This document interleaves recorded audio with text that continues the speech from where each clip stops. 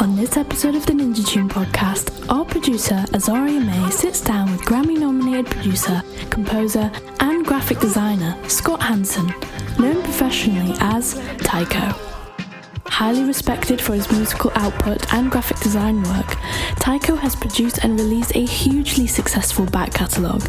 The albums Epoch and Weather were both nominated for Best Dance and Electronic Album at the Grammy Awards in 2016 and 2019. During our conversation, we'll discuss his inspirations, the crossroads in his career, and some of the music he's currently working on. Hello, Scott. How are you? I'm doing good. Thanks for having me. Lovely. How is London treating you so far? It's been good. I got in a few days ago, so I did a DJ set last night for the release of the Back to Mind compilation, and then we got the show tomorrow at Ali Pali. Yeah, I was going to say, how was the launch party at Pickle Factory yesterday? It was fun. That place is really cool. Yeah. Yeah, I've DJ'd there once, and it's a really cool place. But I'm so excited for your show at Alexandra Palace. I'm going to be there on Saturday. But I'm sure that we can expect some amazing visuals from you because you're really well known for that. And I just wanted to know, can you explain how the music is sort of intrinsically linked to your visuals? I mean, for me, it's always been kind of one and the same. Like the idea behind the music is to create a sort of cinematic narrative experience. And I think, so the visuals, I've always been a visual artist. I started visual art long before I started doing music. So for me, that it's not like it comes first in the creative process, but it definitely flows out of the music. Well, you grew up in Sacramento, California. Did the nature and structural landscape of your hometown have any influence on your creativity? Because I have listened to you from like a very young age, and I used to like sort of go on road trips around the island where I'm from, the Isle of Man, and your music always gave me such a nature, like adventure vibe, and I just want to know how that's influenced. Yeah, I think it was hugely influenced by the aesthetic and the environment around. I actually grew up in this place called Fair Oaks, which was up in the foothills, sort of outside Sacramento, on the way up to Lake Tahoe.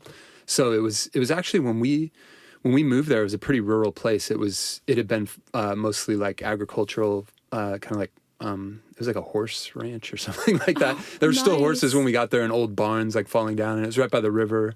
So it's just this really like I know, it was a pretty magical place to grow up. I feel really fortunate for my upbringing and like the place where I got to grow up. So yeah, I always think I'm channeling that.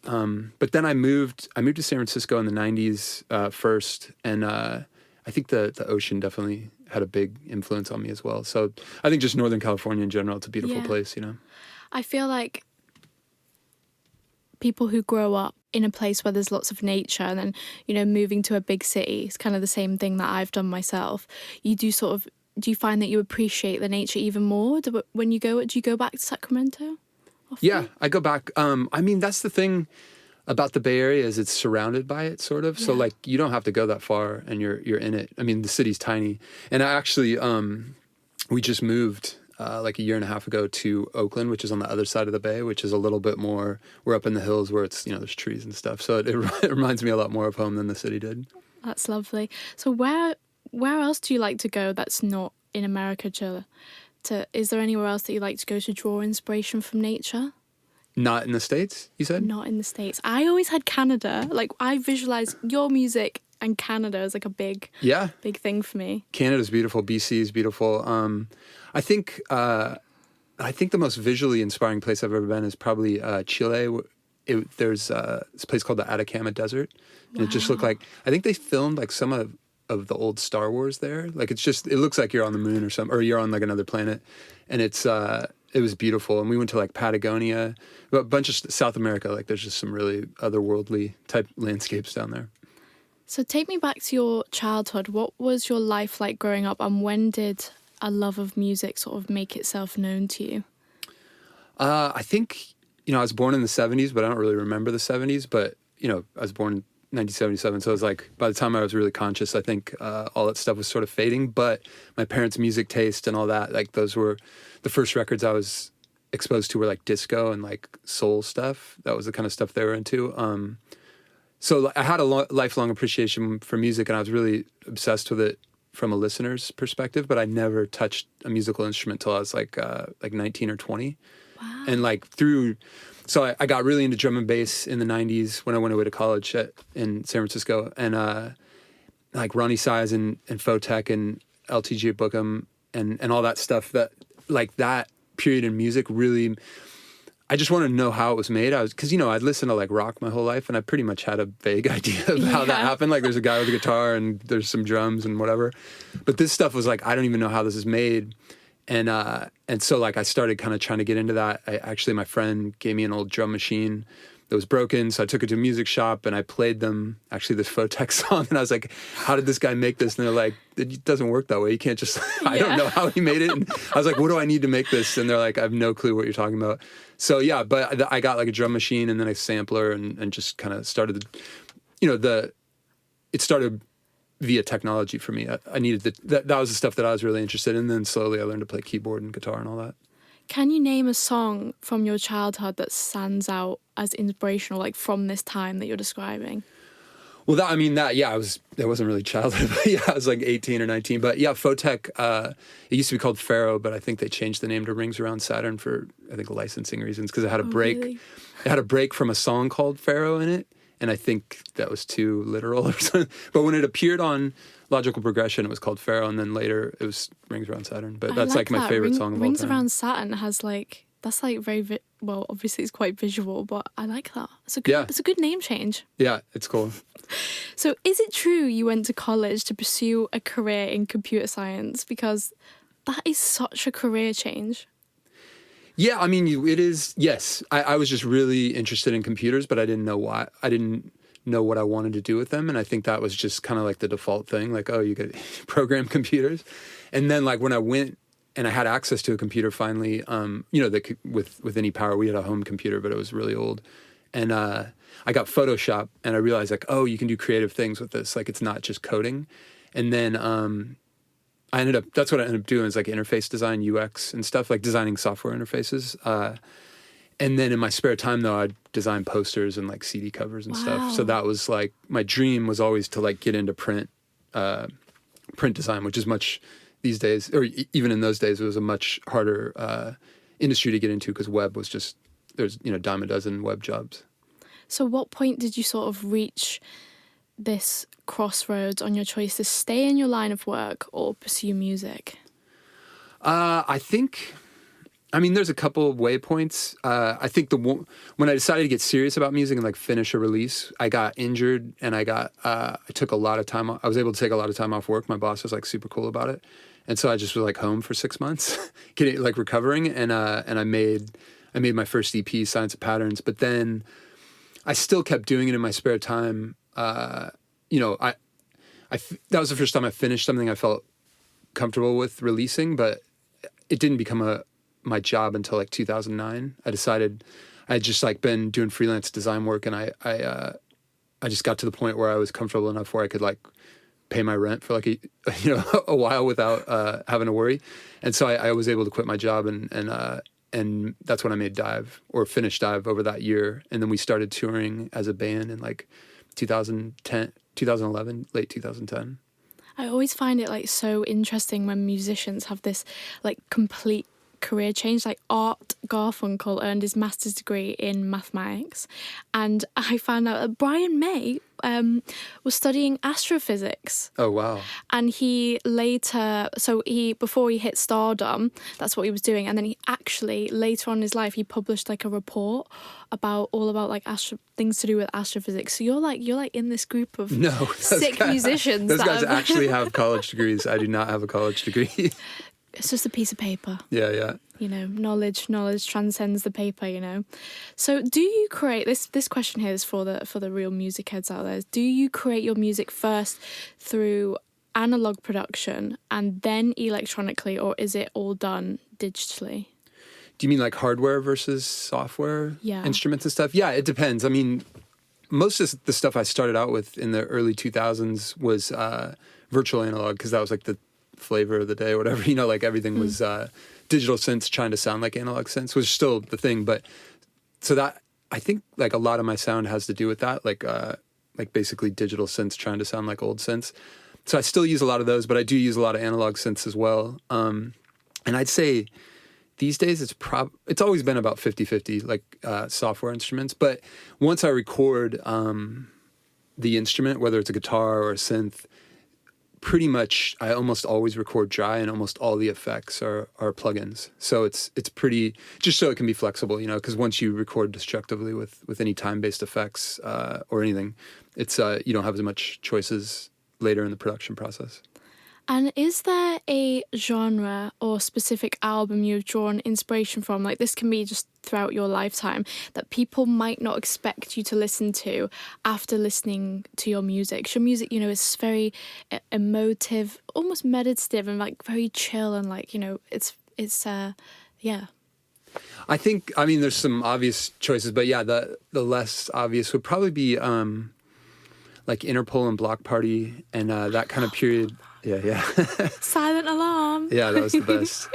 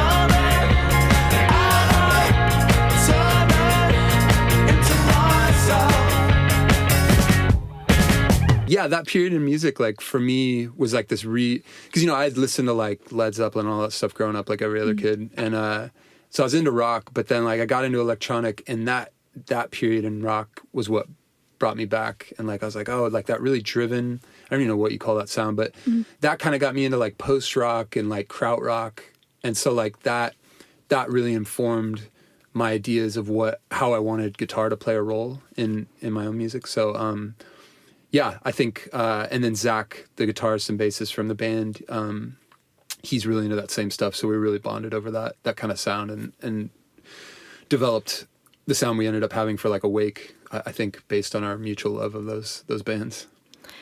Because your music has such a distinctive sound, and when I listen to it, I almost feel like I'm some sort of main character in a great movie of self-discovery, which I know sounds a bit pretentious, but it does just make me feel like, you know, I said earlier on outside the studio that when I was a young teenager, I used to put your music on like with my friends and do sort of like road trips around the island, you know, camping on the beaches. How would you describe your music, and how do you want your music to be perceived by the listener? Yeah, I mean, it's hard to describe. I guess like I always just think of it as kind of like ambient. I use that word because that, like, you know, to me that always meant producers who like thought a lot about the timbre and the texture and the tonality of things, and in addition, you know, there's melodic structure and all that stuff, but they're also thinking about like how exactly, you know, like Boards of Canada, Aphex Twin and stuff like that was hugely influential for me. But for the way I want people to experience it, I guess like that's the beauty of instrumental music, I think, in general, is like you were saying, you can kind of take it and make it into this like narrative thing for your own life and like kind of make it your own. So I guess if people are finding it useful in that way, that's really fulfilling to me. What was your favorite record to make, and why? Now, I know that must be a hard one because they're all like your babies. Do you know what I mean? It's like your life's work, so it must be hard to choose just one. Yeah, I mean, the processes were all so different. I definitely, Awake and Epoch were really stressful because there's like a time. That's what's interesting is like Dive for me was cool, like, because I was just doing it in my spare time for like 5 years, just messing around. And then like in 2009, I'm like, all right, I got to get serious and finish this record. And so like, it really was like a really long process, and it was cool because like you had all this, you had the luxury of having perspective and having time to like come back to things and understand what they really mean to you instead of just like this. But then there's something beautiful about that like visceral in the moment thing that happened with Awake and Epoch.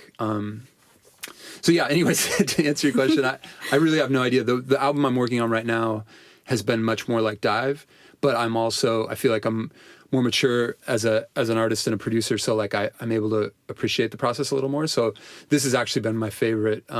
This last few years working on this record has been probably my favorite process. And the albums Epoch and Weather were both nominated for Best Dance and Electronic Album at the Grammy Awards. What did that moment mean to you? I mean, it was, it was just incredibly surreal that, I mean, it's all, I guess as an artist, you're always just surprised anybody's listening. And then, you build a career around it, and that's surprising enough. And then to have like the mainstream or at least the traditional music industry, like, recognize what you're doing is kind of crazy, Does it still, after all this time, sort of, do you still think, wow, people listen to me? Yeah, I mean, it's weird. That's why shows are cool, is because it reminds you like there is somebody out there listening. Because like, I think, with the kind of music I make and kind of my lifestyle, like I'm mostly in the studio and just like not really going out and experience, like not interacting with fans. Like I'm not like touring nonstop or anything like that. We used to tour a lot more. So when you do go out and play shows, it reminds you like, oh, you're connecting with these people and this means something to them. And you hear how the music's affected them or whatever. And it's really like humbling and inspirational. So it's a beautiful thing. Anytime you get to hear somebody's story about like how they interpret the music or how they use it in their life. So we have a question here from a listener, and it's: name a piece of music gear in your studio which helps to create your characteristic sound. Yeah, it's hard. It must be hard to pick just one. Well, because like I think the sound or whatever you want to call it, or whatever sound I've developed over time, like it's the sum total of a lot of things, and I also use a lot of things in very similar ways. But I think if there's one, maybe the Mini Moog Model D synthesizer. It's like an analog monophonic synth. I think that's probably like I think of that as like my main instrument, and I think that you probably hear that mostly on the records. Or that's the instrument you hear the most on the records. There you have it. Get yourself out there and go and grab one of those. Oh yeah, that's not very easy to come by. Oh really? Is it? Oh yeah, it's really old. Yeah, somebody gave it to me like 20 years ago, so I was really lucky. I mean, back when nobody really cared about these things. Yeah. But now it's ridiculous. Oh wow. Well, maybe not then. Yeah. So it took 6 years to release your much-loved album Dive, but only 8 months to make the equally as inspiring album Awake. Why is this? Touring, the reality of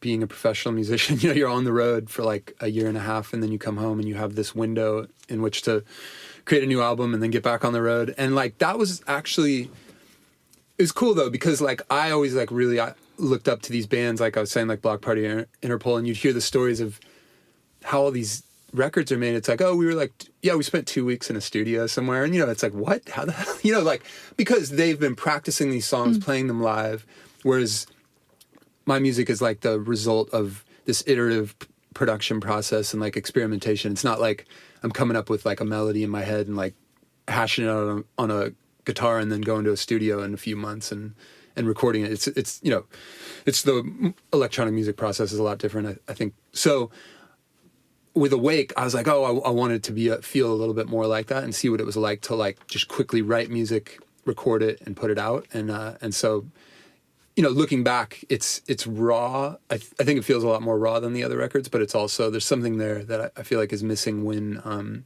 you have too much time to go back and like rethink every single decision. It was like clear that every one of those decisions was made like in the moment and just lived with them,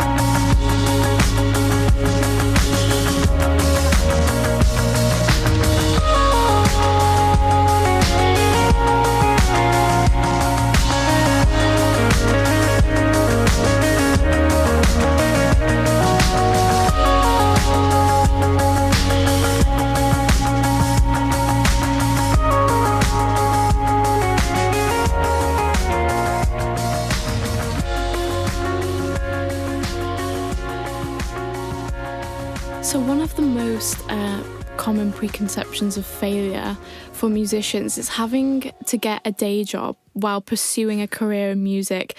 And I know a lot of my friends in the field, like, they do feel that sense of failure, or you know, or how can I sort of push through and make music my full-time occupation? But what advice would you give to artists who are feeling this way? I mean, that's not a failure at all. If you're doing anything with music and you're because I guess I'll say from my perspective, I've been doing this, like 25 years. And I think the part that still keeps me going is the same part that I was able to do back then. It's that moment of inspiration when you get home from work. And, because like there's a lot that goes into being a professional musician that has nothing to do with music. So yeah. You'd be amazed like how little time you actually get to spend on music a lot of the time. So it's that moment that you can carve out for yourself with music, and that moment of inspiration where the song's like evolving out of nothing and you're like connected to it. And it's like this really intimate moment between you and the song. And like, that's still the same. That's exactly the same as it was when I had a job, 20 years ago or 15 years ago, whatever, as it is now. So like, I think I know that there's fulfillment that comes out of getting paid to do it, and that's a whole other thing, and that's something awesome to strive for. But I think if you're a musician and you're finding joy and passion out of the process, you've won already. That's absolutely. It's an incredible gift to be able to have. But I will say I was extremely conservative, and I didn't quit. I kept my day job like till the very last minute. So like I never made this like huge like jumping off a cliff type thing. So, yeah. I'm gonna leave it all behind to pursue this passion. So don't beat yourself up if you have a job. It's still a fun thing to do. Well, I'm sure your words will definitely mean a lot to a lot of young musicians out there. But can you name a song you're loving at the moment? Let's see. That's a good question. I just found DJ Streaks. I think he's from here. There's a couple songs I really like by him. He does this like really kind of, it's almost like lo-fi house, like old school house. Reminds me of like stuff I started listening to when I first got into house. But he has a song called Day and Night. It's really good. Day and Night. So it's got a sample of that Day and Night. Yeah. But it's so weird song. because like I don't understand how the licensing works. I think it's so subtle, and he changed it so much it didn't get caught by like the Spotify algorithm. Or maybe he literally got permission. I wonder, but he's like, he seems, I don't know. I see all these DJs and I'm like, how the hell did you get permission to use this crazy song? Or maybe they just, maybe it's like a cover and you're paying all the royalties back to the artist. I mean, I know a few producers in the scene over here, and they do some wild things, and they just get away with these crazy samples, and I know they haven't been cleared. So I'm like, I think it's just a thing that people do. I think so. I think if you can fly under the radar. And then I guess it's just bad luck on you if you get caught. Yeah. So this next question is extremely random and something I came across online. Are you familiar with Tycho Brahe? Of course, yeah. I mean, that was the inspiration for the name. Yes, okay. I thought so because for those who don't know, Tycho Brahe made accurate observations of the stars and planets. His study of the new star that appeared in 1572 showed that it was further away from the moon and was among the fixed stars, which are regarded as perfect and unchanging. It's beautiful. So that's a beautiful piece of writing, isn't it? I thought, because I came across this and I just thought it's got, especially with all your, visual aspects of your live shows and, what I was talking about, how your music really seems celestial in a way. So I was like, this has definitely got to be linked. Yeah, I think it's actually Tycho. I went to Denmark once and they're like, oh, no, it's pronounced Tycho. I pronounce it Tycho, but yeah, that was what he went by. But I remember the reason I picked it is and I don't know how accurate this is. This is a very vague memory now, but what I read is his like understudy was Johannes Kepler, and who came around and he basically understood. He took, so Tycho Brahe was like this. He was like obsessed with observing like the details. He was like super zoomed in on the details, but he couldn't make sense. He was just collecting data, and he couldn't really make sense of what it all meant. And then Kepler came along, and he kind of sorted it out and figured out like planetary motion and stuff. So like he was able to interpret. And like, I feel like there's something to that in the production process sometimes. Like you get so obsessed with the detail, or I do at least with the technology and the details, because that's like actually probably what I'm more passionate about. And then like something emotional and melodic or whatever can evolve out of that. But like sometimes it's hard to separate yourself and say like, you gotta stop focusing on these little things and like think about the big picture. So like, I feel like that's always the big, conflict in my process. I don't know, I wouldn't call it a conflict, but that's the push and pull. So you spoke about a new album in the works earlier. Can you give us any hint about what any features, what's the new album going to be like? So I know you said it's similar to Dive. I wouldn't say sonically it's super similar. I would say it's just the process has been the fact that I've had all this time and perspective on it. But yeah, it's a lot of material, so I'm not quite sure where it's going to land. Like maybe it'll end up being like really diverse, or maybe I'll end up focusing like on a really specific sound. But yeah, it's instrumental, and I think it's got a lot of like notes from. I want to think of it as like the follow up to Epoch, like picking up where Epoch left off. I think so. If that means anything. So I wanted to chat a little bit about one of your most recent singles, the track Inevitable Ecstasy, featuring Superposition, Formless and Alan Watts. And I was surprised to see the feature from Alan on there. And the whole track sort of feels quite meditative, Can you explain the process behind that and what was the idea of that song? I had absolutely nothing to do with that song. Really? I mean, there's samples from, I believe, Disconnect in there, or I think just a couple samples off of Pass's Prologue, but they just asked to use that, and I was like, sounds good. Like, they explained the project to me, and I was like, oh, that sounds awesome. But I was not, like, in the room. I had nothing to do with the concept. Really? So when I heard it, I was like, oh, man, this is amazing. Yeah. I really love that song. It's, like, really, really chills It's beautiful. me out. It's beautiful, really beautiful. I'm just quickly, for those who don't know, Alan Watts was an English writer, speaker and self-styled philosopher, entertainer known for interpreting and popularizing Japanese, Chinese and Indian traditions of Buddhist, Taoist and Hindu philosophy for a Western audience. So we're all learning things here today. Yeah, that's amazing. So what are some of your favourite spots to hit up while you're in London? Because when was the last time you were here? The last time was the end of the we played Printworks like right as COVID was just like we were actually worried we weren't going to be able to fly home, and because they were canceling all these shows and then starting to right after we got home they canceled flights and stuff. So yeah, it was the very end. But Brick Lane is always my favorite place to go because that's the best food ever in the world. Yeah, in the world. Wow, that is saying something. I love Indian food and tikka masala and all that stuff. So, oh, beautiful, beautiful. Did you know that Printworks is apparently closing down? So I heard that, but then I was talking to someone last night and they were saying, they're still having shows and there's some rumblings that maybe it's not going to close or something. It's a big lie. Yeah. Wow. Well, that's great. Because or like somebody's going to come in and save it, or who knows, yeah. Well, they have to. That venue is it's iconic. It's amazing. Yeah, I was so sad to hear that. I was surprised because that seems like the best thing going. That's like one of the coolest venues we've ever played at. Well, I'd like to thank you so much for coming on today. It has truly been a pleasure speaking to you. Thanks for having me. I appreciate it.